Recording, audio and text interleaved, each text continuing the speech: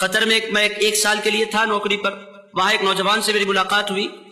ادھر ادھر کی باتیں ہوئی. میں نے اس سے پوچھا کیا ہے آپ کا قصہ کیا ہے؟ انہوں نے کہا میں پہلے 11ویں وغیرہ کو مانتا تھا, میں میلاد بھی کرتا تھا, مگر 5 سال ہو گئے ہیں یہاں آ کر میری آنکھیں کھل گئی ہیں, اب میں یہ سارے بدعت و شرک کے کام نہیں کر رہا ہوں. میں نے کہا آپ کے بابا وہ کر رہے ہیں, اللہ انہیں نیک توفیق دے. آپ کے دادا وہ بھی کیا کرتے تھے ان سارے کاموں کو, مگر میں نے چھوڑ دیا ہے.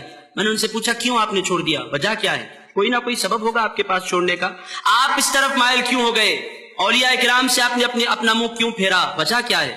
اس نے کہا میرے بابا بڑی پابندی سے عرس کو جایا کرتے ہیں, ہمارے دادا پیر کے عرس کو بڑی پابندی سے وہ جاتے ہیں, اور ان کا معاملہ یہ ہے کہ جمعے کی نماز بھی بڑی پابندی سے پڑھتے ہیں, اور ان کا طریقہ یہ ہے کہ وہ 11ویں شریف بھی بڑے اہتمام سے ہمارے گھر میں بکرے کاٹ کے کیا کرتے ہیں, اور ان کا دستور یہ ہے کہ وہ میلاد کا جلسہ بڑے اہتمام سے ہمارے ایک کمیٹی انہوں نے بنائی رکھی ہے, وہ جلسہ بھی بڑے اہتمام سے کرتے ہیں, مگر کبھی میں نے انہیں پابندی کے ساتھ مسجد جاتے ہوئے نہیں دیکھا.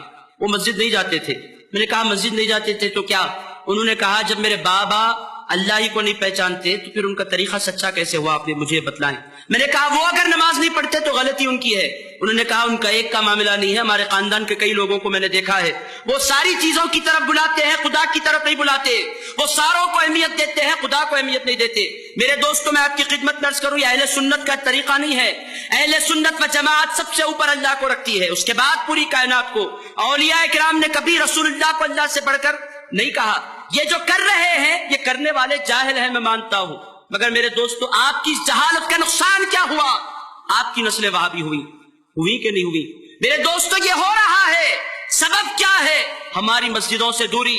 ہم اس کے بعد روئیں گے کہ ہمارے بچے وہابی ہو گئے, کوئی نہیں بچا سکتا. ایک بات آپ یاد رکھ لیں, اگر آپ چاہتے ہیں اپنے بچوں کو سنی رکھنا, آپ چاہتے ہیں اپنے بچوں کو غلام رسول بنائے رکھنا, آپ چاہتے ہیں آپ اپنے بچوں کو اولیاء کرام کا دامنگیر بنائے رکھنا, آپ کی ذمہ داری بنتی ہے کہ آپ مسجدوں کو جائیں. میرے دوستو جو مسجدوں کو چھوڑ دیتا ہے اس کی نسلیں وہابی ہو جایا کرتی ہیں. یہ دنیا میں زندہ مثال ہے. اگر اب بھی آپ نہیں جاگیں گے, میری باتیں آپ کو کڑوی نظر آئیں گی, ہو سکتا ہے آپ میرے خلاف بولیں, مگر میرے دوستو آپ میرے خلاف بولیں مجھے کوئی فرق نہیں پڑتا, مگر آج آپ کو عہد کرنا ہوگا. آج آپ سنی اجتماع میں تشریف لائے ہیں, آپ کو عہد کرنا ہوگا کہ نماز قائم کریں گے نا انشاءاللہ تعالی.